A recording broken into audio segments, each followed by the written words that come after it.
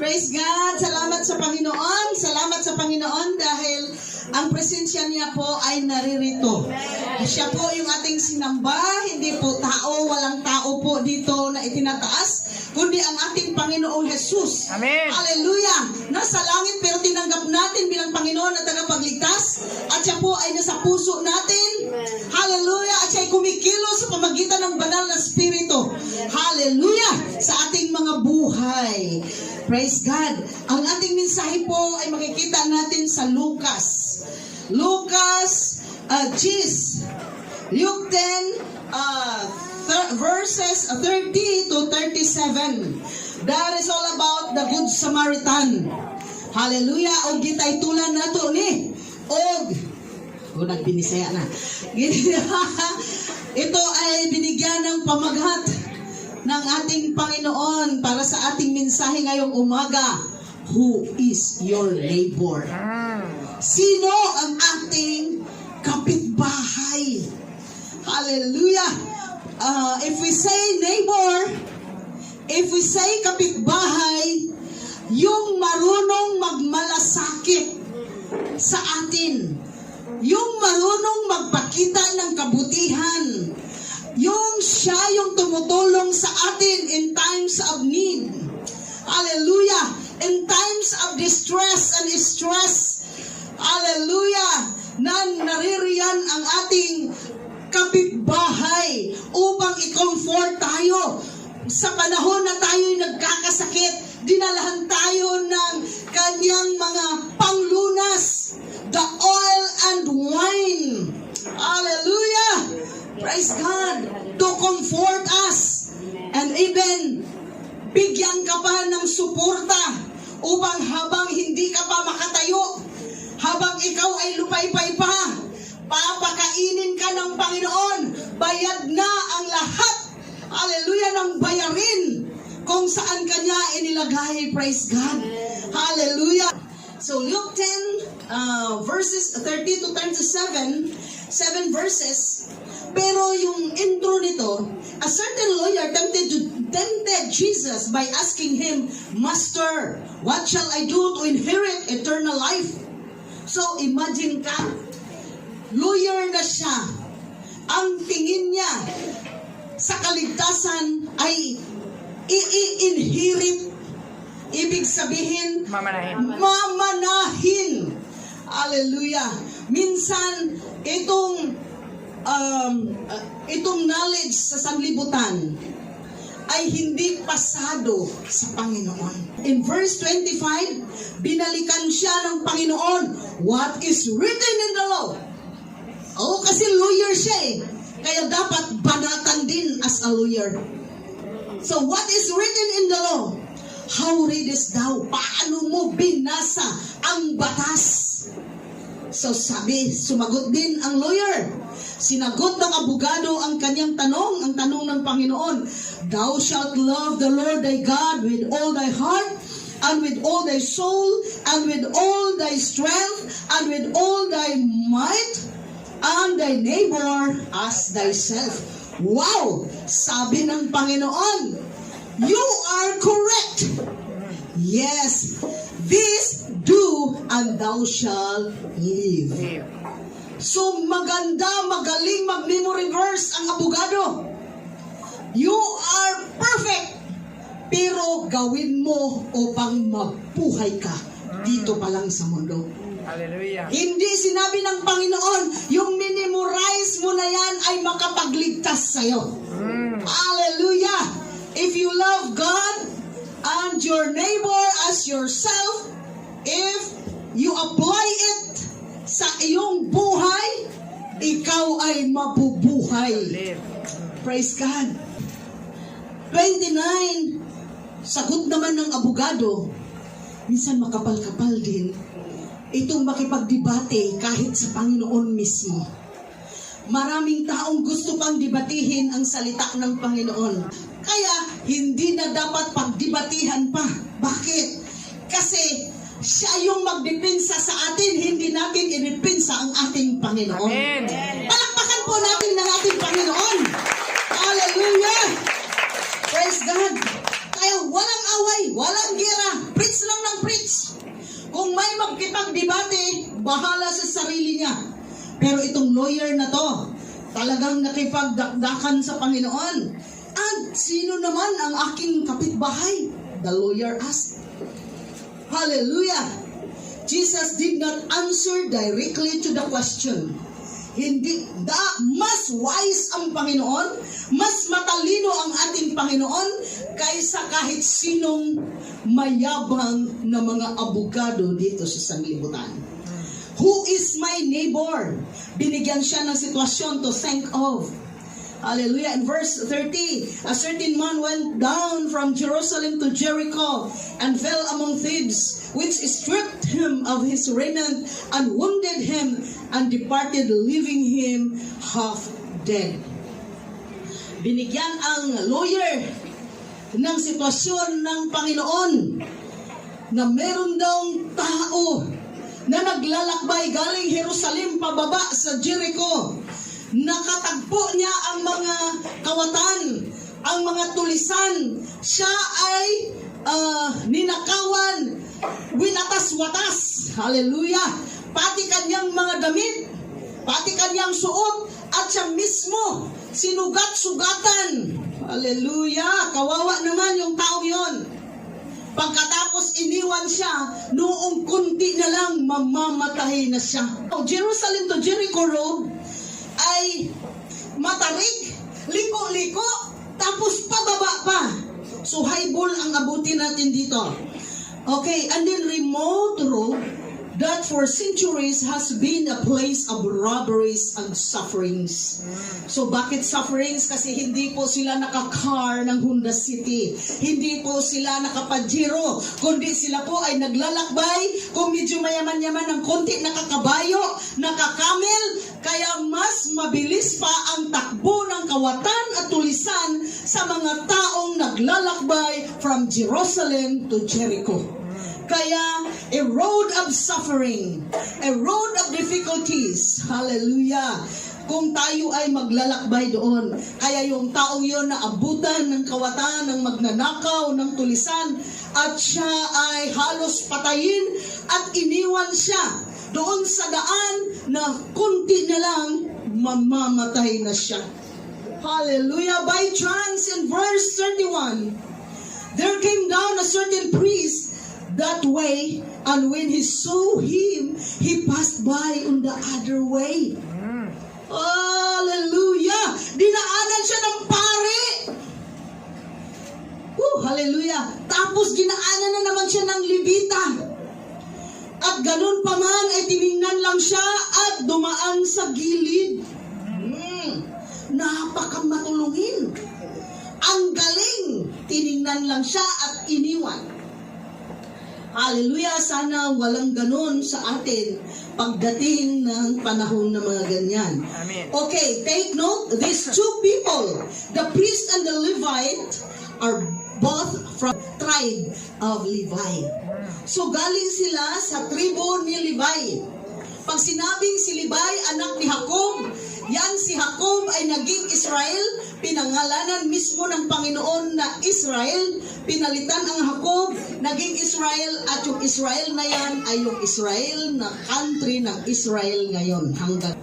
Okay, so ang mga Levita, sila po yung in charge sa church. Woo! Pag napari ka, kailangan lahi ka ni Levi, anak ni Jacob.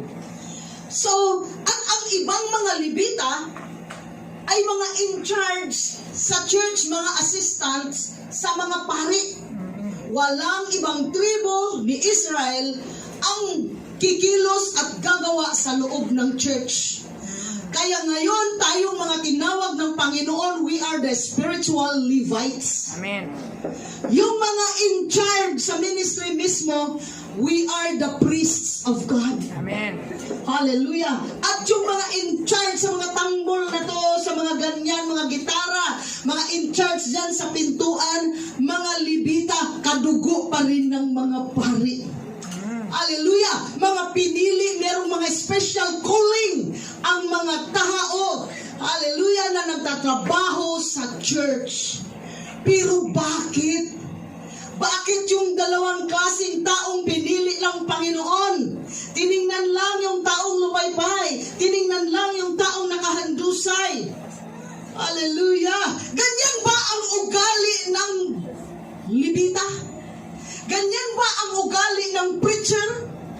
Nakakita ka ng naghandusay, nakakita ka ng gutom, nakakita ka ng kunti na lang mamamatay, hayaan mo lang sila o huwag mong pakialaman upang hindi ka maabala. Praise God.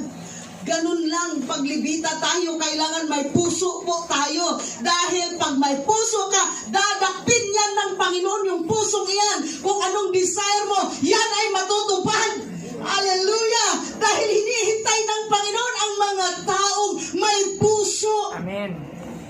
At pag kumilos ang pusong iyan, may pusong malaki na sa langit, siyang magpatupad sa lahat ng mga mithiin natin sa buhay. Pag anong sinasabi ng salita ng Panginoon at sinasabi ng kanyang mga lingkod, sabi niya, kanyang tutuparin.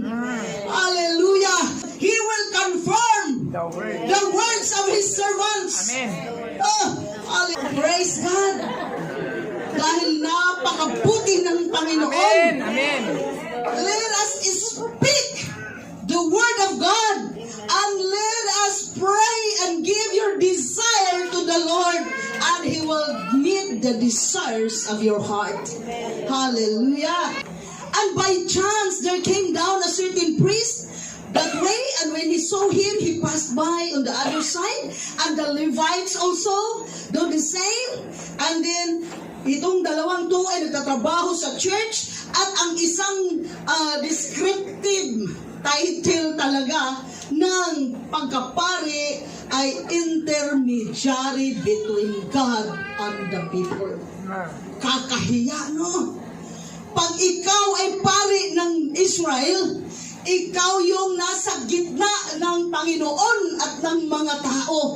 Ibig sabihin, kung anong sasabihin ng Panginoon sa iyo, tutuparin mo sa mga tao. Kung ano ang sasabihin ng mga tao sa iyo, ipanalangin mo sa Panginoon. Tagapagitna ka. You are the intercessor. Hallelujah! Hallelujah! Pero anong nangyari? Merong malaking pangangailangan. Hindi na makakilala ng tao dahil kunti na lang mamamatay na siya. Yung intermediary ng Panginoon, walang ginawa. Umiwas sa responsibilidad. Christians, huwag po tayong umiwas sa responsibilidad. Amen. Hallelujah! Kumilos po tayo according to the will of God. Praise God! Alam niyo ba kung ano ang qualification upang maging pari ka? You have to be a Jewish. Kailangan Hudyo ka. Hindi pwedeng maging pari kung hindi ka taga-Israel. At hindi pwede kung hindi ka Levita. Levite. And number 2, you spend many years studying our ancient Jewish text. Hala, hindi ka pwede kung hindi ka mag-spend ng maraming taon. Hallelujah. So, kailangan matalino ka sa language, sa old language ng Jew. Okay? And then you pass exams that demonstrate your proficiency as above and your special knowledge in certain areas of practical Jewish law. Wow! Kailangan matalino na talaga bago ka maging pari. Maraming exams. Ibig sabihin, hindi ko nabasahin lahat ng qualifications. Ibig sabihin, ang pagkapari ay overqualified sa mga normal na tao. Sobrang magaling, sobrang matalino, well-trained. Hallelujah! Pero bakit? Yan ang tanong. At ang kanyang mga assistants na kadugo niya, ganun din ang ginawa. Bakit? Oh, bakit ano? Anong nangyari sa kanilang pinag-aralan? Kaya minsan ang paaralan ay nagpapalayo sa atin sa Panginoon. Hallelujah, mga filosofiya. Nagpapalayo sa atin sa Panginoon dahil kinikwenta na natin kung anong dapat nating gawin. Hindi na lang natin masunod ang kalooban ng Panginoon. Hallelujah. Kakakwenta, kakapanindinig natin sa mga nagkwenta din. O ito ha, Ito ang sabi ni doktor. O anong sabi ni God? Ito ang sabi ni abogado. O anong sabi ng salita ng Panginoon? Jesus had chosen these two types of people, both working in the church, both religious officials. They saw their Jewish brother lying in a terrible condition, but neither of them did anything. They both passed by on the other side, supposed to have the heart to help. The nature of their work were most obliged to perform works of mercy. Dapat sila talaga ang gagawa ng awa para sa tao. Dapat sila talaga ang kikilos ang kanilang mga kamay upang tumulong. Hallelujah. Pero they failed. In verse 33, but a certain Samaritan, as his journey came where he was, and when he saw him, he had compassion on him. Hallelujah. During the time of Jesus, Samaritan was considered low class. During the time of Jesus, at saka before the time of Jesus, sa physical Jesus na pumunta sa Israel, low class sila. Bakit? Sila yung mga offspring or mga anak-anak doon sa mga naiwan, doon sa captivity. Hallelujah.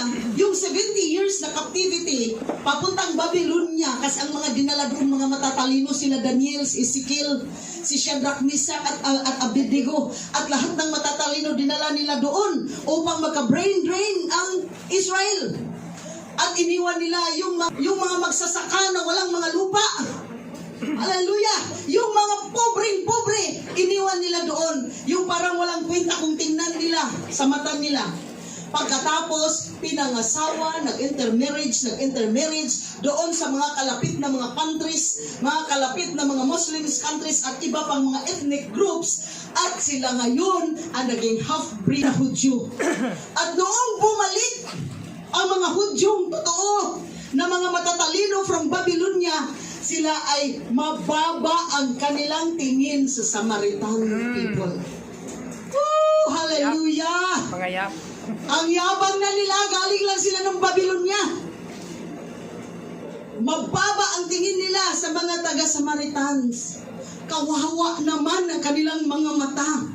So pero, yun ang tumulong doon sa kanilang kapatid na lupaypay, handusay, halos mamatay. Yung taong walang kwenta sa kanilang paningin, ang siyang tumulong doon sa taong naghihirap at naghihingalo. Hallelujah! Oh, hallelujah! Kaya huwag nating i-underestimate kung sino yung mukhang walang kwenta. Baka siya yung makatulong sa atin. Hallelujah! Huwag yung masyadong tingnan, itong pastor na to kasi mas gwapo. Itong pastor na to kasi mas malaki at kintab-kintab ang kanilang church. Itong sa amin kasi, hallelujah! Pumapayat ang pastor namin eh. Lilipat ako.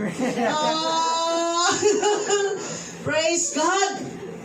Basta buhay pa, walang lipatan. Kahit kuhanin tayo ng Panginoon, walang lipatan. Amen. Hallelujah! Ipagpatuloy natin tong lahi na to. Mga malalakas mag-praise and worship. Amen. Mga mabibilis magsalita. Parang hinabol ng aso. Oh, pag nag-pray, bonggang-bongga. Hindi tayo makatulog. Praise God. Yan ang kailangan ng mundo. Upang matuto din sila kung paano, hallelujah, paano mag-worship sa Panginoon. Sabi, nagkaroon siya ng compassion. Nagkaroon siya ng matinding awa sa nakita niyang naghandusay, lupaypay, at kunti na lang mamamatay na. Hallelujah, ibig sabihin, hindi pala ang taas na kwalifikasyon ang siyang makapag-drive sa tao to help other people. Hindi ang kurso ko ang nag-drive for me to help you. Hindi po, hallelujah, kung sino tayo dito sa saglibutan. Kasi ang taga-saglibutan po ay mataas. Hallelujah, mataas ang mga pride. Kung hindi yan ipakumbaba sa Panginoon, hindi po magagamit. Amen. Hallelujah. Praise God. Hallelujah. Kahit saan pa magtatrabaho. Kaya minsan nakukurap ang church. Kasi pag sila ay lumaban na ang church, unti-unti nang yayabang ang pastor. Sasabihin ko na to habang kunti pa lang tayo. Amen. Kasi pag dumami tayo, sabihin mo na, yung mayabang ka na pastora. Hallelujah. Hallelujah. Untouchable na. Sabi pa ng isang kapatid natin, pastora, doon banda. Hindi pwede kaming kumuha ng number ng pastora. Bakit? Kasi yung core group lang daw talagang makakakuha ng number. Hindi pwedeng i-add sa Facebook. Bakit? Untouchable na ba talaga? Sabi ko, sige, hayaan mo sila. Basta ako, add lang kayo ng add. Accept lang din ako ng accept. Hallelujah. Kasi tao tayo, level tayo. Bakit ba naka-incubate na yung pastor at pastora? Ano nangyari? Oh, tao pa rin tayo, nandito tayo. Verse 34, and he went to him. So meron siyang ginawa, nilapitan niya, and bound up his wounds. Kanyang binindahian First aid. ang mga sugat, and set him on his own best. Bound up his wounds, pouring in oil and wine, and set him on his own best, and brought him on an inn, and took care of him. Hallelujah. Unang magagawa ng taong may awa, lalapitan mo kung saan yung may pangangailangan. Hindi mo lalayuan ang may pangangailangan. Hallelujah. Kung saan yung may sakit at karamdaman, saan yung hindi makapag-decide ng maayos, sino yung may magulo ang isip, puntahan mo yan. Hallelujah. Sino yung gutom, puntahan mo yan. Hallelujah. Kung saan yung tao, nandoon ang mga lingkod ng Panginoon. Nandoon ang mga tao ng Panginoon, mga Christians. Huwag niyong ilagak sa amin lahat ang responsibilidad. Once you receive the Lord Jesus Christ as your Lord and Savior, you are also responsible. Hallelujah. To become a neighbor to those people outside. Amen. Woo! Hallelujah. So praise God, tinulungan niya, binigyan niya ng first aid, he poured oil and wine. Wine containing alcohol had an antiseptic effect on the man's wounds. Oh, praise God. And then oil helped to soothe the wounds, easing the pain. Hallelujah. Upang hindi na masyadong masaktan ang tao, pwede mong bigyan ng first aid kung ano ang kanyang pangangailangan. Hallelujah. Number 1, prayer, word of God. Kunting pera na maibigay natin or kunting pagkain na pwede natin silang pakainin. Amen. Hallelujah. Hindi yung tayo sobrang taba na masyado. Pagkatapos yung ibang tao lupay-pay sa gutom. Praise God. And then, sit him on his own animal or beast. Siya mismo ang pinasakay na. Ang biktima ng mga kawatan ang pinasakay doon sa kanyang vehicle. Ang Good Samaritan ay naglakad na lang. Instead of riding his horse, ang ibang tao na ang kanyang pinasakay makatulong lamang. Siya willing maglakad para sa ibang tao. Willing ka bang magbigay ng tuition fee doon sa batang talagang nag-aaral? Huwag yung mga swain paaralin. Yung mga mabait nag-aaral at walang maibayad. Willing ka bang magbigay ng tuition fee at ikaw ay maglakad na lang? Hallelujah. In Him we live and move. Masakit yun. Praise God. Hallelujah. The Samaritan himself walked instead of him riding. He stooped down from his comfort zone. Are you willing to stoop down from your comfort zone? Amen. From your magandang upuan? Itong Good Samaritan na to walang iba kundi si Panginoong Jesus. Amen. Bumaba siya sa kanyang comfort zone sa langit makinig. Upang tayo ay puntahan, and we are the victims of robbers and thieves. According to John 10:10, the thief cometh to steal, to kill, and to destroy. Hallelujah. Yun po ang yawa po or si Satanas, si Diablo po, yung halos patayin ang mga tao. Totoo yan. Kung anong pasakit ang ibibigay niya sa tao. Here comes Jesus Christ. Hallelujah. Siya lang po ang siyang makapag-perform. Hallelujah. As a good neighbor. Praise Jesus. Hallelujah. So, noong isinakay niya, saan sila nagpunta? He brought him to an inn. Jesus brought us to that church. Amen. Hallelujah. We are the victims of Satan. We are the victims of thieves and robbers. Paano tayo naging biktima? Mga young people na biktima kayo. Kasi sasabihan lang kayo, ito mag-vape ka. Akala mo, hindi ka iiwan na half dead after vaping for many times. Hallelujah. Uminom ka upang malunod ka at hindi ka na makapag-aral. Hallelujah. Magpaanak ka ng magpaanak dyan sa lahat ng babae magkagusto sa'yo. Akala mo lang kung hindi ka susundan at papatayin ng tatay at mga kapatid. Praise God. Kaya ang kaaway mismo ang nagbibigay sa atin ng thoughts.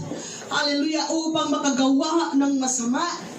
Ngayon, nandito ang Panginoong Jesus sa buhay natin. We are all victims of Satan before. Tayo ay mga biktima ng kaaway. Paano? Sa paanong paraan? Nung mahirap ka, bakit ka naghihirap? Dahil wala kang Panginoong Jesus.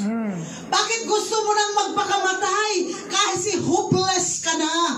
Ang hopeless mo ay papunta sa impyerno.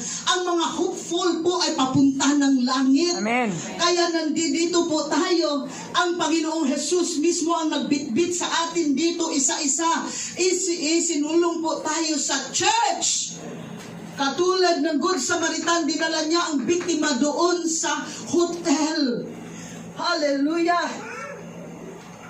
Praise God. He did not leave us nor forsake us. Hindi tayo iniwan ng Panginoon. Hallelujah. According to Hebrews 13:5, I will never leave you nor forsake you.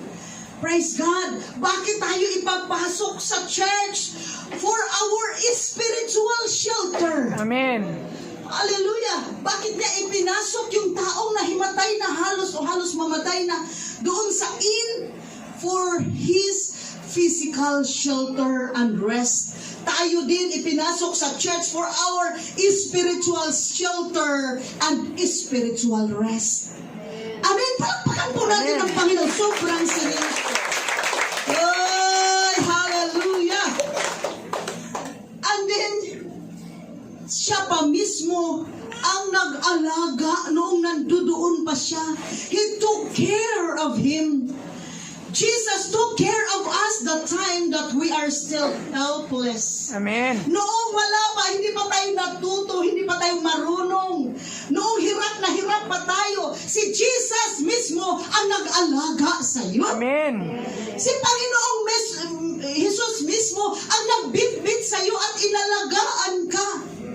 Noong ikaw ay sabi pa, fragile.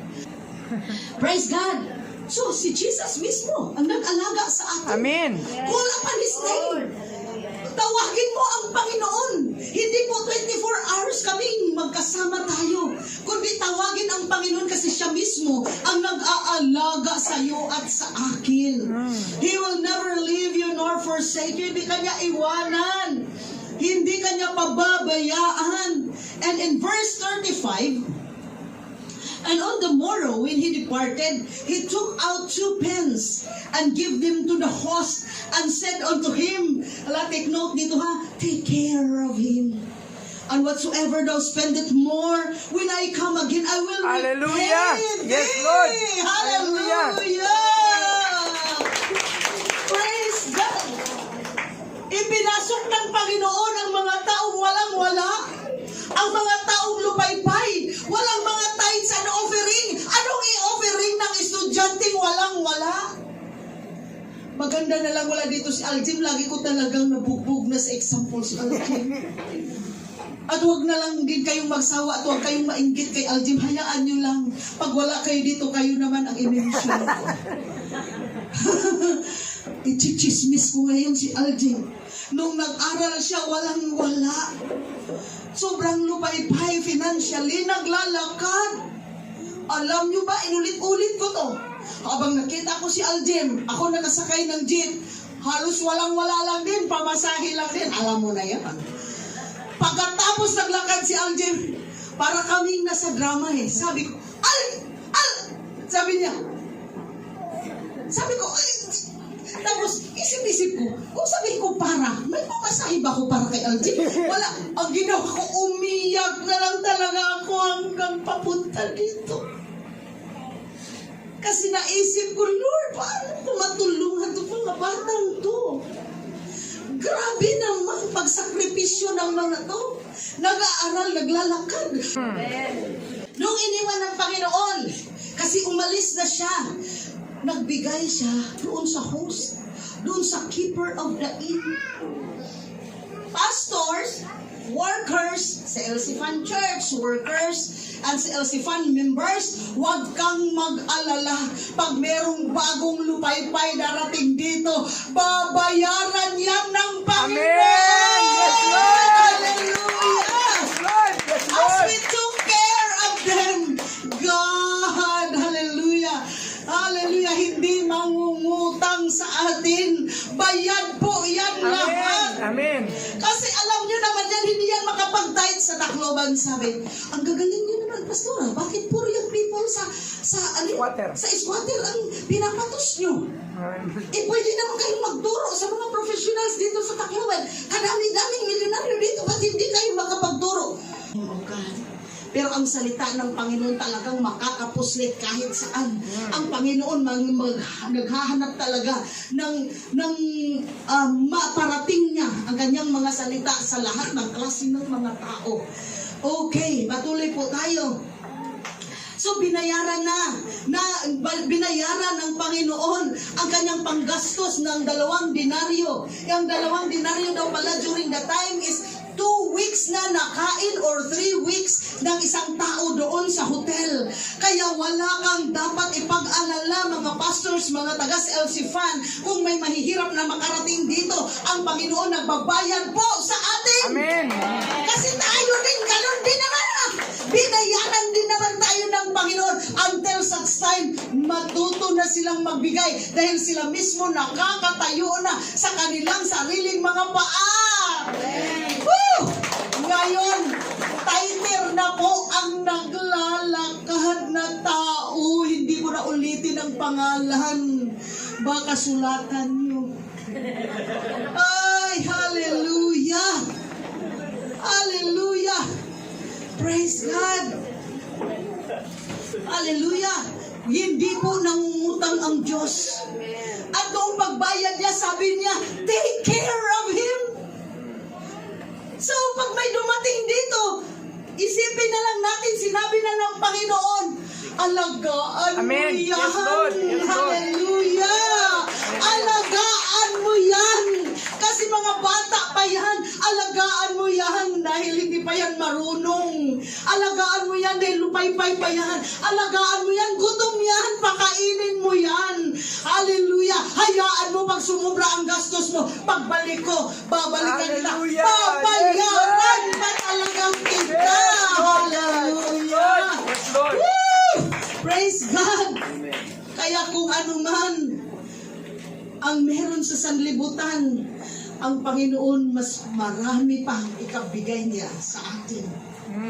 Praise God. Basta ang usapan, take care of Him.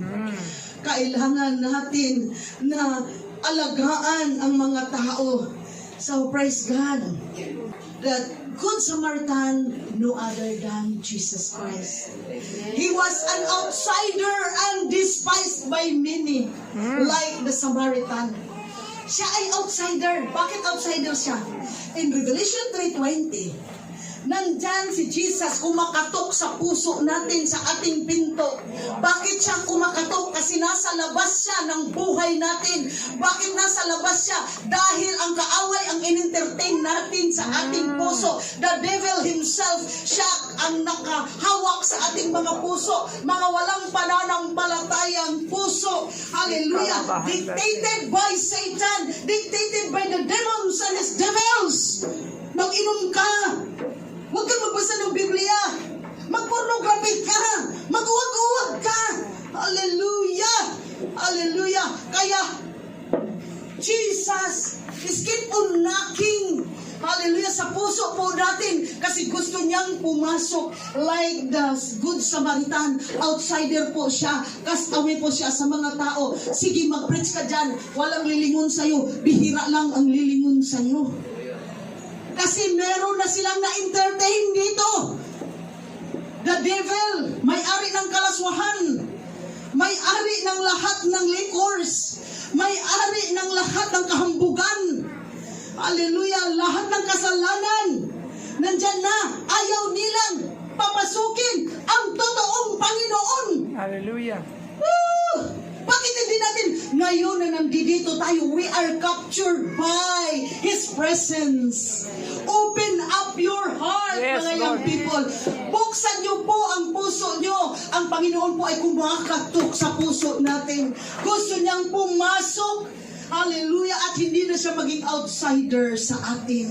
Amen. Praise God. Hallelujah. Upang ang kaaway ay tumakbo at umalis sa ating mga buhay at ating mga puso. Praise God. Hallelujah. Don't let God keep on knocking in our hearts. Huwag mo siyang maiwang nangatok pa rin sa puso natin. Open your heart. Open the door of your soul. Hallelujah. And let Him enter in. Hallelujah. Don't entertain this scheme of Satan's, the devil. Hallelujah. Jesus is still outsider in your heart. Be careful. Be careful kung hindi pa ang Panginoon ang naging hari sa puso natin. Number 2, the Good Samaritan came after others failed to meet the need. Oo, bakit? Tayong mga tao, huli na ang Panginoon tawagin. Hallelujah. Kung may sakit, takbo sa albularyo. Takbo sa kapitbahay. Takbo sa doktor kung may pera. Kung walang pera, malas ka, albularyo ka. So takbo ng takbo. Kung walang pera, mangutang kung saan. Humingi muna sa Panginoon. Unang tawagin ang Panginoon upang hindi ka, hallelujah, mawawalan ng pag-asa. Amen. Ug sa Bisaya, paaron di ka magkapangka-pangka. Unaha pagtawag ang Ginoo. Hallelujah.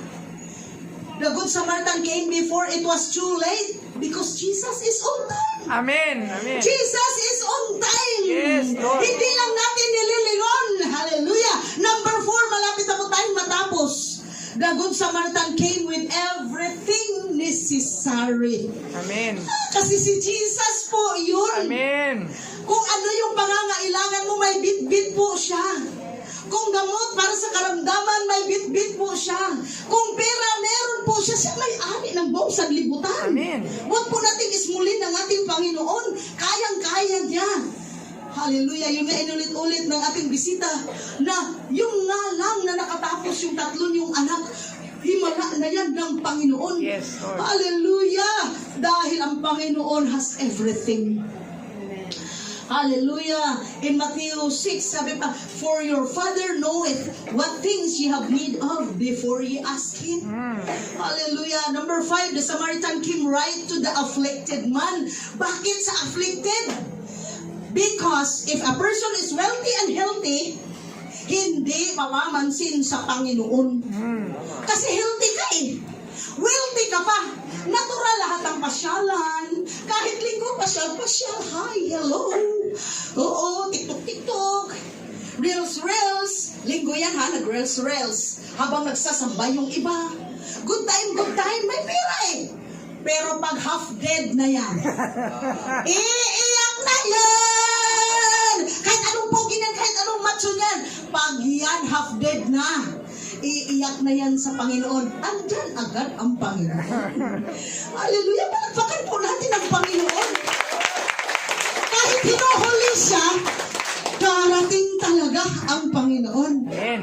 Lahat ng gwapo at maganda, mayaman, pag kunti na lang mamatay yan, tatawag yan sa Panginoon. Hallelujah! Praise God! Oh, blessed be your holy name, oh God. Sometimes a person need to be half dead so that Jesus could give a divine intervention. Pag walang sakit, walang karamdaman, hindi makakakilos at makakagalaw si Jesus. Yung tao na yon, kaya si Jesus nakahawak or ang Good Samaritan nakahawak sa kanya dahil wala na siyang alam. Nag-pass out na po siya. Pinakialaman na may awa ang Diyos sa atin. And number 6, the Good Samaritan give tender care. 1 Peter 5:7, casting all your care upon Him for He cares for you. Ang Panginoon po, kahit sino pa, mapaasawa, anak, lahat-lahat, walang ibang mas nagmahal sa atin kundi ang Panginoon. Amen. That's the Lord. Hallelujah! Yes, Lord. Oh, blessed be your holy name. Maraming mag-asawa, pag hindi ka na gwapo, iiwanan ka. Maraming mag-asawa, pag hindi ka na maganda, iiwanan ka. Pero ang Panginoon, hindi po tayo iiwan. Amen. Maraming mga anak, pag nangangailangan, ano yun, ATM? ATM. Oh, ATM, ha? Ay, tama. Ay tama. O ibig sabihin, pahingi ma. Ay tama. Bisaya man, ay tama. Ibig sabihin, ATM daw.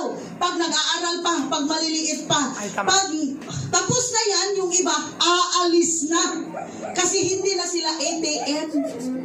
Praise God sa mga bumabalik sa magulang. Amen. Hallelujah. Hallelujah. So, number 7, the Good Samaritan provided for future need. Si Panginoong Jesus ang nagbigay sa atin ng future. Jeremiah 29:11 in NIV. For I know the plans I have for you, declares the Lord. Plans to prosper you and not to harm you. Plans to give you hope and a future. Sure po ang future natin sa Panginoon. Amen. Kahit medyo, kung sa Bisaya pa magwandog-wandog or magsuray-suray, pero sure po, maganda ang ating future. Yes. Hallelujah! Hallelujah! Praise God! Praise God! Kaya huwag kayong matakot kahit anak kayo ng sobrang mahirap. Kahit halos wala kayong kain sa bahay nyo, tawagin lang ang Panginoon. Merong magandang plano ang Panginoon sa buhay mo at sa buhay ko. Amen. Hallelujah! At may magandang future, tumawag sa Panginoon. Huwag tumawag sa pinsan niya sa Canada. Huwag tumawag sa Amerika. Kasi ang may-ari ng Amerika ang Panginoon pa Amen. din. Unahin ang Panginoon upang ang Panginoon ang humipo sa mga taga-Canada, taga-Amerika, taga-Japan, taga kung saan-saan. At siya ang hihipo, mabigla ka.